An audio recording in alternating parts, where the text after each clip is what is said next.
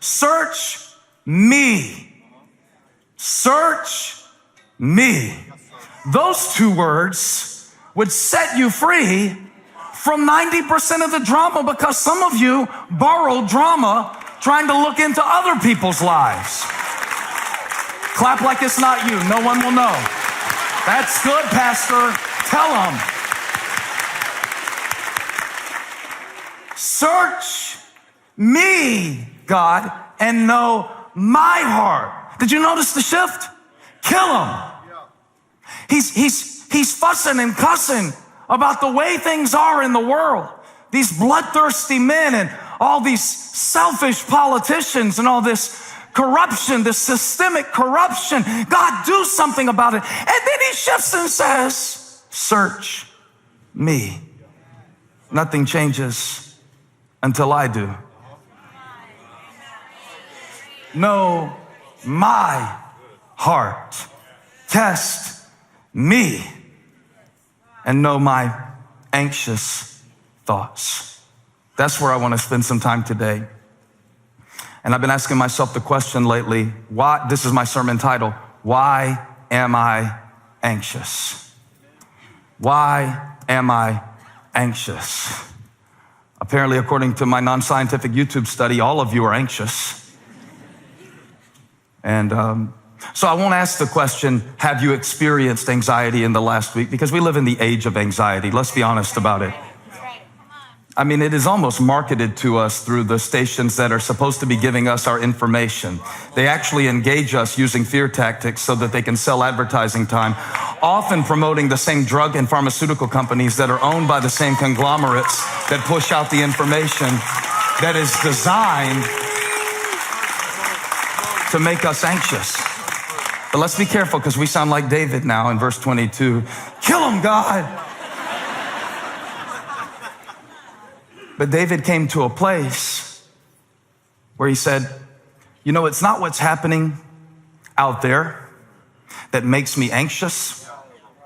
It's what I allow in here to go undetected and unchecked. It's my thought process. He uses an actual Hebrew word that means disquieting thoughts. It's translated as closely as it can be into English, anxious thoughts. So David is saying now, it is not what is happening that is creating anxiety. It is the way I am thinking about it. Look at verse 24. I know that David didn't know about neural pathways, but it sounds like he did, because he said, I want you to look inside, God, and see, you got 24, if there is any offensive way in me. And now we know that when we think something long enough, it creates a 485 in our minds, a 77 in our minds. What's the highway in Toronto, LJ? I don't know. The 401 for our Canadian friends and Drake. There's a process by which I get stuck in a rut. And so David is saying, see if I've been thinking in a way that has allowed the enemy to traffic in my mind, where I've just been letting him in. And that's what I want to do today. I want to take you through a 7-point test answering the question, why am I anxious? And hopefully help us to get past this point of answering that question with somebody else's name. And hopefully get us past the point of answering that question by mentioning something that is happening that is outside of our control.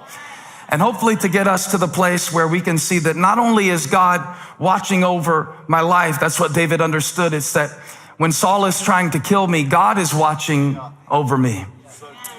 God has his surveillance system in every situation of my life. He will not suffer my foot to be moved. The Lord which keepeth thee, he's got 24/7 surveillance on me. Touch somebody, say, you better be nice to me.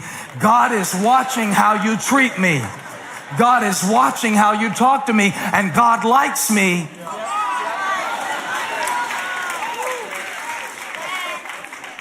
How do you parents like it when somebody talks about one of your kids? God feels that way about you times 1,000, and he's watching out for you. So why am I anxious if my Father knows my needs? Why am I anxious if he's numbered the hairs on my head? Why am I anxious if he promised to supply every need? And I got to get honest about it. I'm not necessarily referring to this in a medical sense. Please don't take this to mean that I'm saying that your sin or behavioral choices are always responsible for anxiety. But what I want to show you today, regardless of where it's coming from, because I'm not a doctor, you have to talk to Stacy if you want some help with that. But maybe there are some ways in me that are making me vulnerable to the way that things are and allowing me to remain anxious. When the Bible says do not be anxious, I don't think it means that we can never feel anxiety. It is when we stay anxious. It doesn't mean that there won't be moments and seasons in your life where your hands are shaking. Demi Lovato couldn't sing the national anthem without her hands shaking. I don't know if you saw it. She's sang in front of a lot of people. That's not what I'm talking about. I'm talking about this pervasive sense of when things are going right, you can't even enjoy them because it probably won't last long. I mean, looking around every corner for what's going to happen next. And I want to take you through something quickly today. It's kind of a sermon/seminar from Psalm 139. It's a psalminar. I thought you'd like that. It's a psalminar.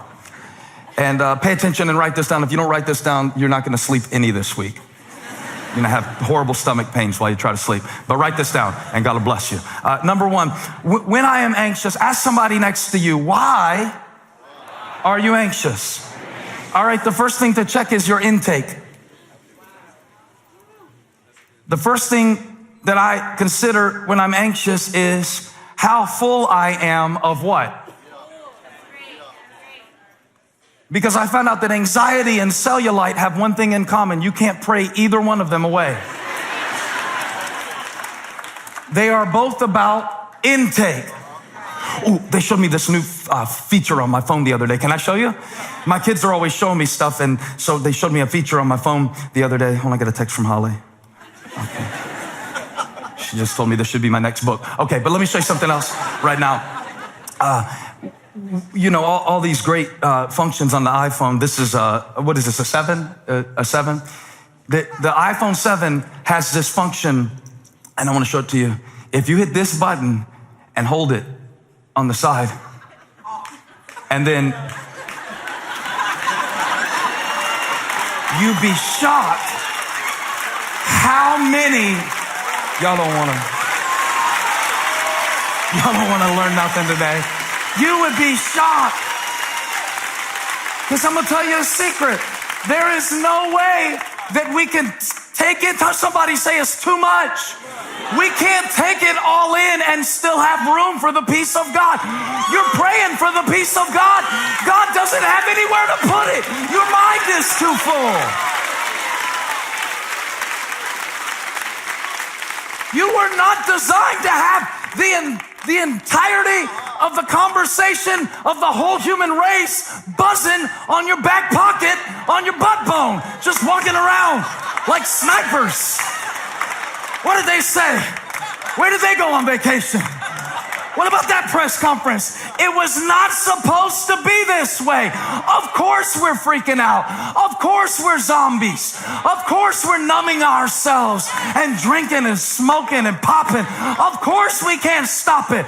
The devil's got a shock collar on our back pocket and we don't even know it.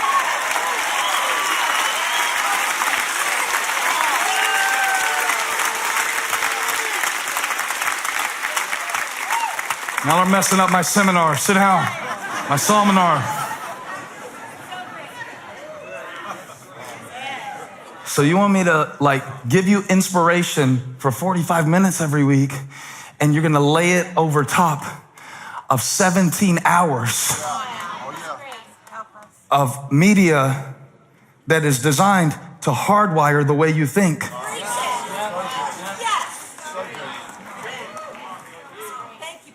What hope do we have to have peace if we don't make a place for it? And they used to teach me in youth camp this saying called garbage in, garbage out. And it was basically a way of saying, don't listen to rock and roll music. and watch bad movies. And there's some good to that too. I think you got to be in tune with your conscience in terms of what creates a sense of darkness in you, and you have to know that, and we shouldn't make rules for each other, but say, God, search me. I think that's very good. But I also think that sometimes what we don't take in is just as fatal to our faith as what we do take in. I think some of us are on a spiritual starvation diet and we don't even know it. And so we have faith that we don't feed, and then we cannot access strength that we actually possess if we feed it. And so you've got to get your intake levels up. You've got to, Buck, when he first started trying to get me to work out more, he said, the first thing I want you to do, because he was telling me the only way for me to get the result I wanted, he said, you got to do two things. What was the little cheesy motivational poster you had up in your gym? You can't out-train a bad diet. Is that what it said? And he was like, so I want you to keep a food log and write down everything you eat. And I didn't do it, but I thought it was a good idea, because before I can change what I take in, I need to track what I take in. I wonder what it would look like if you kept a thought log of just what you let in. So if you let the enemy in and then pray for God to drive him out, it creates a cycle where you are creating your own state of mind that you're trying to pray away. So there has to be a knowledge, search me, God. You have to let God show you. You have to let his eyes see what it is that you're taking in. And I even mean this in terms of relationships. Some of the people that you are around are draining your faith. And I know you have to be around them a little bit, but you might need to put on a little protective, UV 75, SPF 75. Spiritual protection 75, just to get around them. And I think it would be good sometimes for us to check our intake levels. Oh, well, you know what? I didn't read a Bible verse since the last time they put one on the screen for me at Elevation Church. I got all these apps on my phone, and 97% of them are empty calories. I mastered Candy Crush. I'm not saying don't play Candy Crush, because Holly would leave me if I put that out there in the universe. She loves Candy Crush. But I'm pretty concerned sometimes that we're filling ourselves with empty calories. And then so we're weak in the battle and we wonder why.